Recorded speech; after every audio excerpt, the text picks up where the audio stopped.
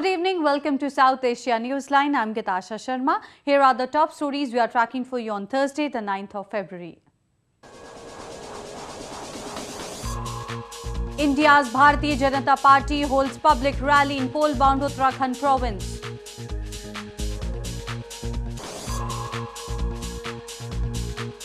Exiled Maldivian leader says will like to run for 2018 presidential elections.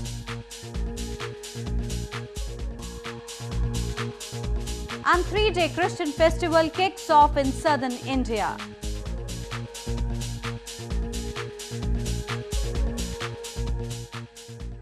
And now for all the details. India's northern province of Uttarakhand, known as Land of Gods, is set to go to polls on February 15, even as political parties are throwing all its weight to woo voters. Addressing a public rally on Thursday, President of Bharatiya Janata Party urged the people to root out ruling Congress party from the province and give his party a chance to ensure progress in the region.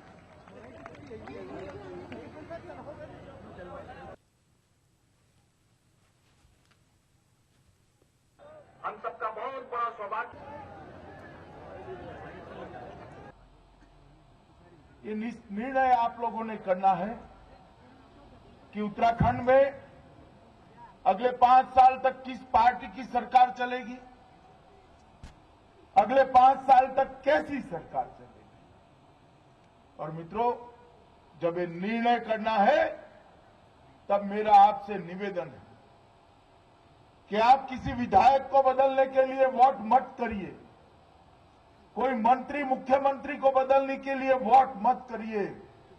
Bharatiya Janata party को vote इसलिए दीजिए कि आपको इस देवभूमि उत्तराखंड का भाग्य बदलना है, देवभूमि उत्तराखंड को विकास के रास्ते। Moving on to news from Afghanistan, the International Committee of the Red Cross has suspended its operation in Afghanistan following an attack on one of its convoy in the country. 6 Afghan staff members were killed in the attack allegedly carried out by the Islamic State. The Red Cross said it has put its aid activities on hold in Afghanistan after 6 of its Afghan staffers were killed in an ambush in Jozjan province on Wednesday. 2 of the staff members are still unaccounted for. Yeah, for the time being, we decided to put on hold all our operations in the whole country because we also need and want to mark what is a horrible incident which came as a huge shock for all our staff, first and foremost in Afghanistan, but also to respect the families we have. The Islamic State gunmen are suspected of killing the Red Cross employees as they were carrying supplies to areas in the north of the country hit by deadly snowstorms. While 6 bodies have been recovered, search operation has been launched for the missing 2. Last month, a Spanish ICRC employee was released less than a month after he was kidnapped by unidentified gunmen. Moving on to news from Pakistan, people in Pakistan-administered Kashmir and Gilgit-Baltistan have for decades been the victims of human rights violations meted on them by Pakistan. Political leaders and activists recently held a meeting to highlight Pakistan's exploitative behavior for selfish economic gain.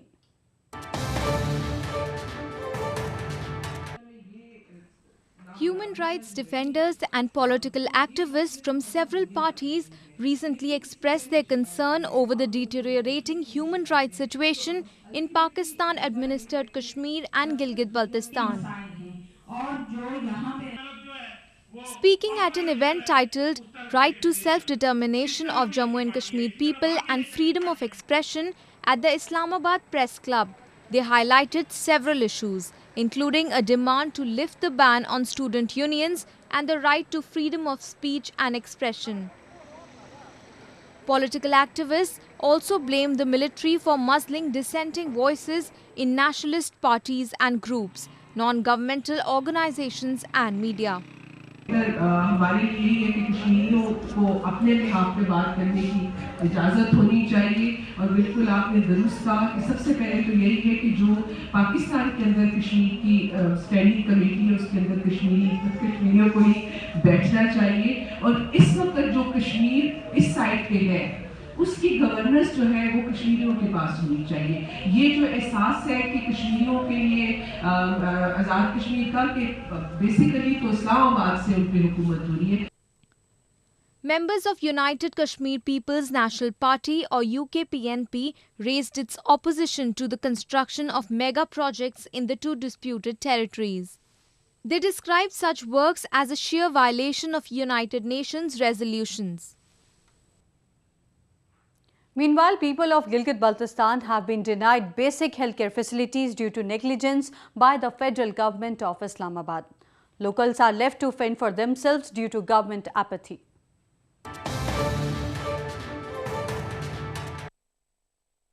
Lack of medical equipment, healthcare and awareness has led to an influx of diseases in Gilgit-Baltistan.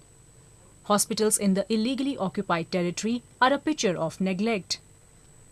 The locals are in a state of misery since the public sector healthcare facilities are in shambles while the private sector remains unaffordable. सेहत के शोबे में एक तो लोगों को awareness नहीं है सही ना यहाँ पे, जिसकी वजह से बीमारियाँ यहाँ पे ज़्यादा फैल रही है। तो इसके अलावा गवर्नमेंट ने भी ऐसा कोई प्रोग्राम तरतीब यहाँ पे नहीं दिया है।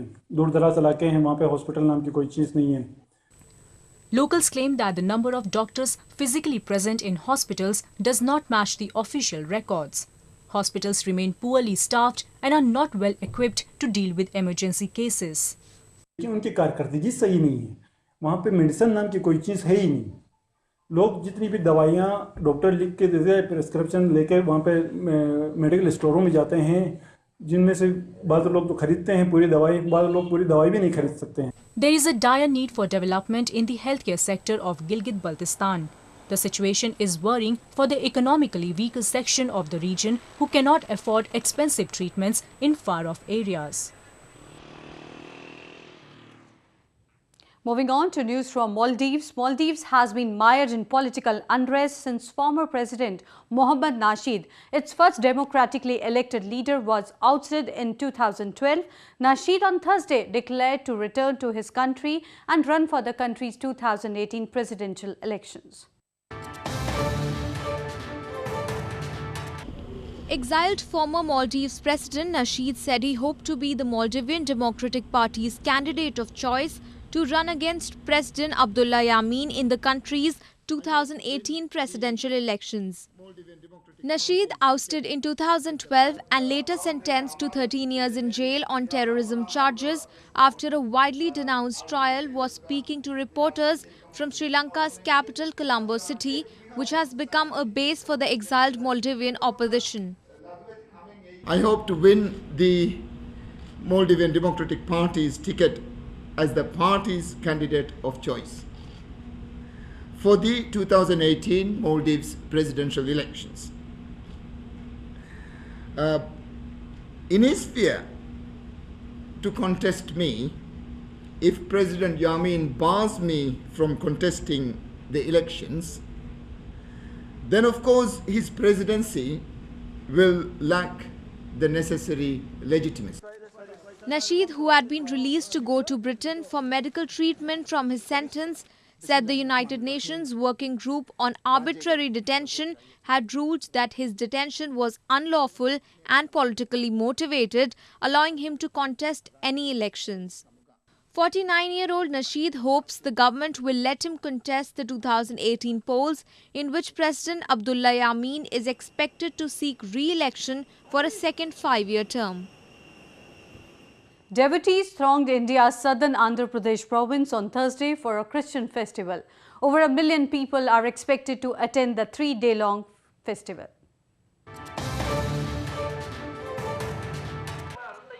The annual 3-day Mary Matha festival began at the shrine of Mary Matha in India's southern Vijayawada city on Thursday. It is believed that Mother Mary appeared in the hills of Gunadala on February 11, 1858 and 1925. Subsequently, a statue of Mother Mary was installed at the site, which later turned into a church. It is the most important festival of the Roman Catholic sect. We started our celebrations of of Mother Mary's feast. The festival lasts for about 3 days.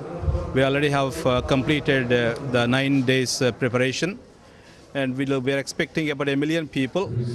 And this is a celebration of Our Lady of Lourdes. It has been been celebrating here past 90 years. Devotees from across faiths gathered at the shrine to pay obeisance, offered prayers, coconuts and lit candles at the church and were offered sacrament.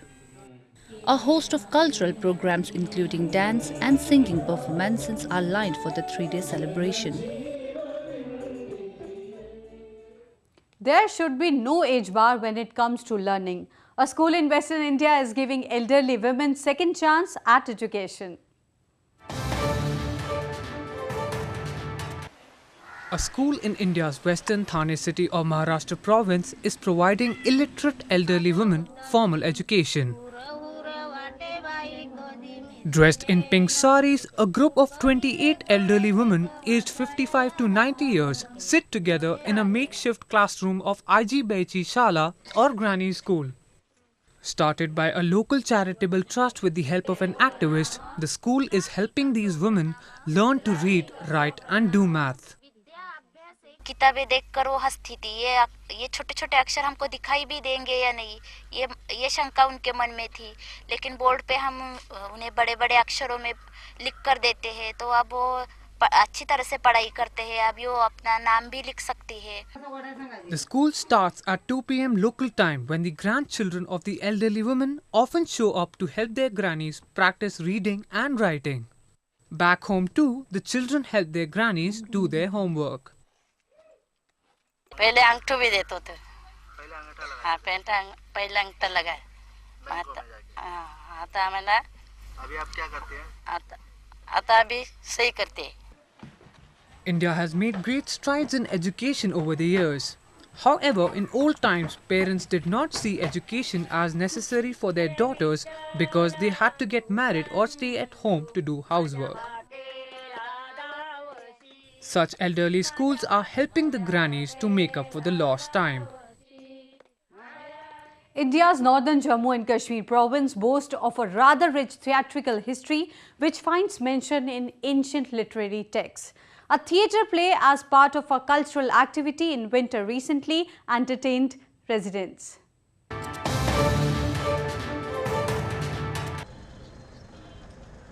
Residents braved chilly weather to witness theatre as part of cultural activity in Srinagar city of India's northern Jammu and Kashmir province.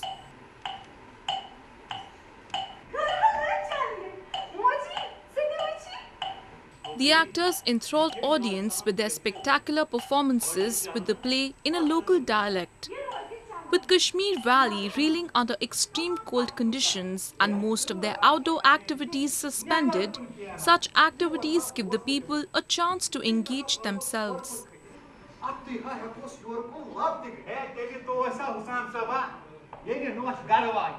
मैं बहुत ही खुश हूँ कि इतने सारे लोग audience में आए हैं. ये चीज़ दर्शाता है कि जो यूथ है ये भी इन्होंने भी इस फन को ज़िंदा रखा है और हम उम्मीद करते हैं कि आइंदा भी इस मीडियम से इस माध्यम से हमारी जो सोसाइटी की प्रॉब्लम्स है पॉलिटिकल सोशल जो भी है इनको आम लोगों तक पहुंचाने में मदद मिलती है.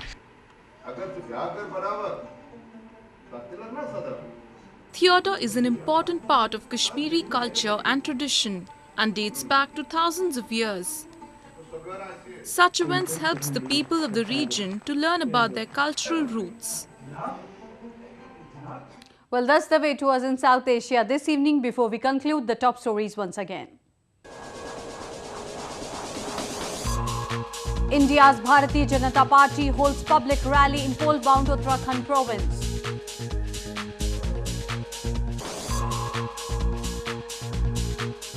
Exiled Maldivian leader says will like to run for 2018 presidential elections.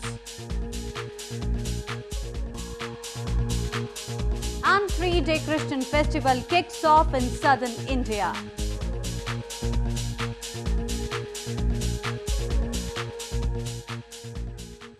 Now our viewers can watch the show on SouthAsiaNewsline.com. You can also visit us on Facebook.com/SAsiaNewsline and follow us on Twitter @SAsiaNewsline. That's all in tonight's edition. We'll see you same time tomorrow. Good night.